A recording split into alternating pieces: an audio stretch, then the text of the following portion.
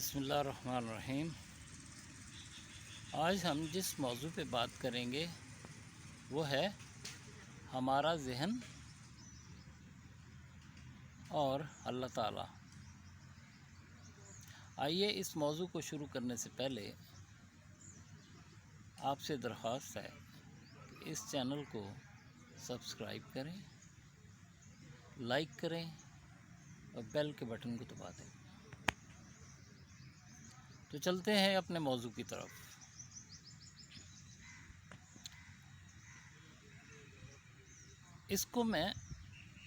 اس موضوع کو شروع کرنے سے پہلے میں ایک ایگزامپل دیتا ہوں۔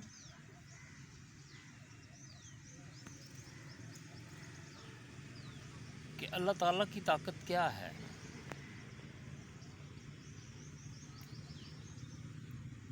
میں ایک آفس یا دکان یا جنرل سٹور یا بڑا سا سٹور کوئی شروع کرتا ہوں، اس کے لیے میں جگہ لیتا ہوں کرائے پہ یا ویسے۔ اس کے بعد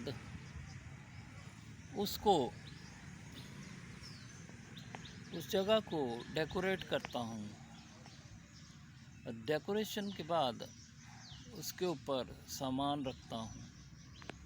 اس طرح سے میں لاکھوں کروڑوں روپے لگا کے اس چیز کو تیار کرتا ہوں، پھر اس میں ملازمین رکھتا ہوں۔ جب یہ مکمل ہو جاتی ہے، اس پروجیکٹ کو مکمل کرنے کے لیے میرے بہت زیادہ فائنانس خرچ ہو جاتا ہے، تو اس وقت یہ ریڈی ہے کہ ہم اس کو اوپننگ کر کے کام کو شروع کر سکیں۔ اب اتنا کچھ کرنے کے بعد جو امپلائیز اس میں رکھے جاتے ہیں ان کی تنخواہ شروع ہو جاتی ہے جب وہ ڈیوٹی پہ آتے ہیں۔ جو ایسیسریز ہم یوز کر رہے ہیں ان کے بلز شروع ہو جاتے ہیں۔ یہ ساری چیزیں جب شروع ہو جاتی ہیں اور ہمارا خرچہ شروع ہو جاتا ہے پہلے دن سے، اس کے بعد افتتاح کر دیتے ہیں کہ یہ جی ہمارا سٹور کھل گیا ہے، یہ آفس کھل گیا ہے، تو آپ لوگ آئیں۔ پبلسٹی پہ بھی خرچہ ہوتا ہے۔ اس طرح سے جب یہ سب کچھ شروع ہو جاتا ہے تو یہاں سے اللہ تعالیٰ شروع ہوتا ہے۔ وہ کیسے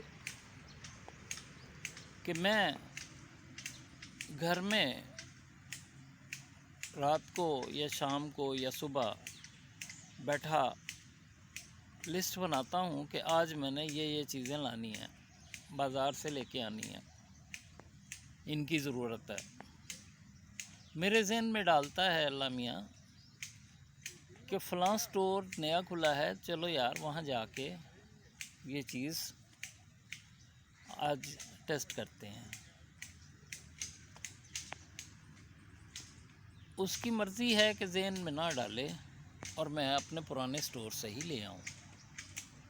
میں وہاں نوٹ کر لیتا ہوں ایک کاغذ سے کہ یہ چیزیں ہیں جو کہ میں نے فلاں سٹور سے لانی ہیں۔ اس کے بعد باقی کام بھی ہیں۔ اس طرح سے اور کام بھی ہوتے ہیں، کہاں کہاں جانا ہے سارے دن میں، اور میں نے کیا کیا کام کرنے ہیں۔ تو پھر میں اس سٹور میں جاتا ہوں اور جا کے وہ چیزیں خرید کے لے آتا ہوں۔ ہماری عقل، اس مثال کے دینے کا مقصد یہ ہے کہ ہماری عقل وہاں ختم ہو جاتی ہے کہ ہم نے پیسہ لگایا، چیز کو تیار کیا اور ریڈی کر دیا کہ یہ چیز اب پبلک کے لیے تیار ہے۔ یہاں تک ہم کر سکتے تھے۔ اس کے بعد کسٹمر ہمارے پاس بھیجنا، یہاں سے اللہ تعالیٰ شروع ہوتا ہے اور یہیں سے رزق شروع ہوتا ہے۔ اب اس کی مرضی ہے کہ میرے ذہن میں نہ ڈالے کہ میں نے اسی سٹور پہ جانا ہے یا اسی آفس میں جانا ہے یہ کام کرنے کے لیے، میں اپنے پرانے آفس چلا جاؤں اور اس کے بعد پیچھے مڑ کے بھی نہ دیکھوں، تو ایک تو میری ضرورت ہے، اور دوسرا وہ ذہنوں میں ڈال دیتا ہے کہ آپ نے یہ کام آج وہاں سے کرنا ہے، اور اس بندے کا رزق جس نے نیا سٹور کھولا ہے یا نیا آفس بنایا ہے، وہ ذہنوں میں ڈال کر رزق بنا کر بھیج دیتا ہے مجھے وہاں پہ، تاکہ میں وہ کام وہاں سے کر کے آؤں جو کہ نیا سٹور کھلا ہے یا نیا آفس بنا ہے۔ اس طرح سے جہاں ہماری عقل ختم ہوتی ہے وہاں سے اللہ تعالیٰ شروع ہوتا ہے، اور وہ اسی لیے اس کو کہتے ہیں رزق من جانب اللہ۔ اللہ ذہنوں میں ڈالتا ہے کہ وہاں جانا ہے اور یہ چیز آپ کی ضرورت ہے۔ پھر آگے ہم بڑھتے ہیں، اگر اللہ تعالیٰ کوئی بھی شخص نہ بھیجے تو ہم جتنے بھی شارپ ہوں ہم لوگ کچھ نہیں کر سکتے۔ مہینہ بیٹھے رہے، کوئی شخص نہ آئے، لگائیں اپنی عقل جتنی بھی آپ کی ہے، کوئی نہیں آئے گا، تو یہاں سے آپ کا رزق جو ہے وہ اللہ کے سپرد ہو جاتا ہے، اور اس کو آپ نے وہ آپ کو پہنچتا ہے اللہ کی طرف سے۔ جب یہ رزق من جانب اللہ ہے تو پھر ہمیں دیکھیں اللہ تعالیٰ خود تو نہیں آتا، وہ ڈیفینیٹلی فرشتوں کے ذریعے بھیجتا ہوگا، ذہنوں میں ڈالتا ہوگا۔ تو یہاں سے جب رزق کی بات آتی ہے تو رزق اللہ سے کنیکٹڈ ہے، تو اس کو ہمیں پاک صاف کر کے اپنی روزی کے اڈے پہ یا اپنے آفس میں یا اپنے سٹور پہ بیٹھنا چاہیے، کیونکہ اس میں اللہ تعالیٰ انوالو ہے۔ جتنا ہم پاک صاف کر کے بیٹھیں گے اپنے روزی کے اڈے پہ، اتنا ہی اس میں اللہ تعالیٰ خوش ہوں گے اور برکت ڈلے گی۔ پھر جائز منافع کا حکم ہے، اس کو پاک کرنے کے لیے، روزی کو حلال کرنے کے لیے ہمیں جائز منافع لینا چاہیے۔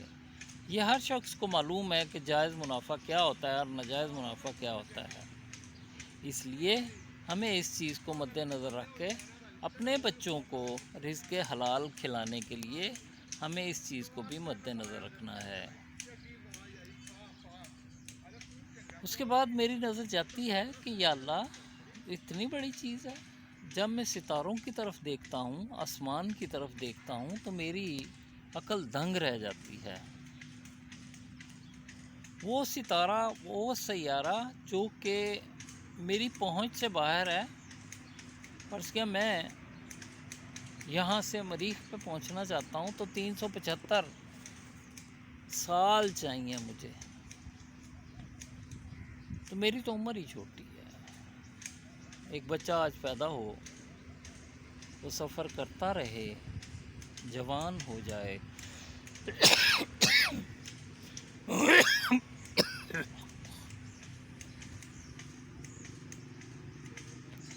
جوان ہو جائے، وہ نہیں پہنچ سکتا، اس کی عمر ختم ہو جائے گی، لیکن وہ اپنی منزل تک پہنچنے کے لیے اس کی عمر ہی کم ہے۔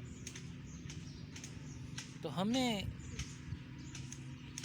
ہماری عقل دنگ رہ جاتی ہے کہ اللہ یہ تو نے کیا بنا دیا۔ اس کے بعد ایک اور مثال ہے کہ سورج جو ہمیں روشنی پہنچاتا ہے، اس کا درجہ حرارت اتنا زیادہ ہے کہ ہم اس کے قریب بھی نہیں جا سکتے۔ تو میرے رب نے، میرے خدا نے، میرے اللہ نے اس کو بنایا ہے۔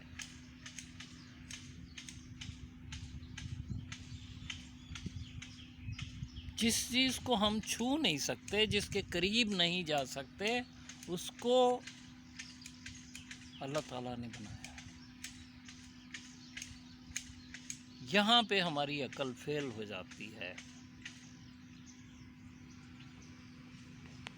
کہ ہیلیم لیکوڈ فارم میں پانی کی طرح اچھل رہی ہے اور اس کا شعلہ کئی کئی لاکھ میل اونچا اٹھتا ہے. دنیا کی کوئی چیز وہاں نہیں پہنچ سکتی. آگے چلتے ہیں کہ اللہ تعالیٰ نے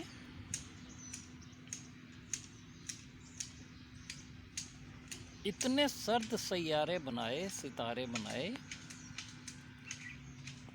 کہ وہاں ٹیمپریچر اتنا کم ہے کہ وہاں بھی آپ نہیں پہنچ سکتے. تو میرے ذہن میں یہ آتا ہے کہ ایک شخص پی ایچ ڈی ہے، وہ کسی لائن میں پی ایچ ڈی ہے، اور میرا رب ساری ہی چیزوں میں پی ایچ ڈی ہے.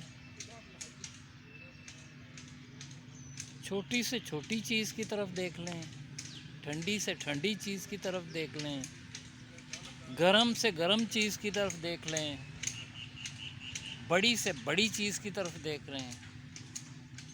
اس کی وسعتیں اتنی ہیں کہ ہم دھنگ رہ جاتے ہیں، ہماری عقل جواب دے جاتی ہے اور ہم حیرت میں گم ہو جاتے ہیں. یہی میرا خدا ہے، یہی میرا رب ہے، یہی میرا اللہ ہے، یہی آپ کا سب کچھ ہے. اللہ تعالیٰ ہمیں ان گتھیوں میں سمجھنے کی توفیق عطا فرمائے. اس نے بنائی ہیں اور ساتھ کہا ہے کہ اس میں دنیا میں پھیل جاؤ اور رزق تلاش کرو. کائنات میں اگر تم جانا چاہو تو زور کے علاوہ نہیں جا سکتے. یہ بھی حکم ہو گیا کہ جائیں، کھلی ہے سارا کچھ، آپ کو اجازت ہے، تسخیر کریں اور دیکھیں کہ میں نے کیا بنایا ہے. اللہ اکبر، اللہ اکبر. السلام علیکم.